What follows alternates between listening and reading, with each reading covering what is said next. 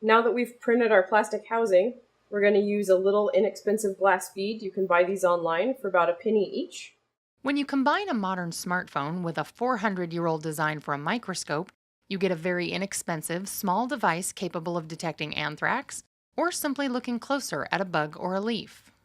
There was a scientist, his last name was Leeuwenhoek, and he was really a pioneer in getting a very small handheld microscope. And it was really the first time that people were able to see things at a high magnification.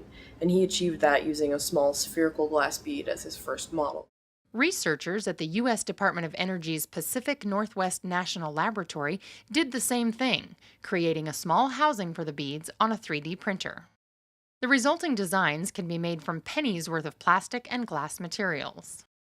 So we have 3 different magnifications now. We have a 100x, a 350x, and a 1000x. And we've also made different versions that will fit multiple phones. We've found that the iPhone 5 provides a more optimal picture, but it is capable of functioning on multiple smartphones and tablets. PNNL researchers working in national security were looking to develop a tool for first responders, say when a suspicious white powder is discovered. So the hazmat team would arrive at the scene and they could take a little bit of the sample, put it in a Ziploc bag, and then use the microscope to image right through that bag.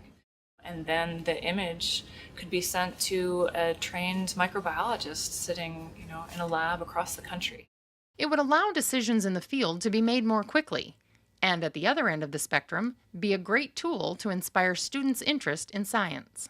I think for education, it gives opportunity to all sorts of different backgrounds, be it elementary school all the way up to high school, and even just a career scientist too. The ability to look at microscopic organisms easily without having a big bulky microscope is a beautiful thing.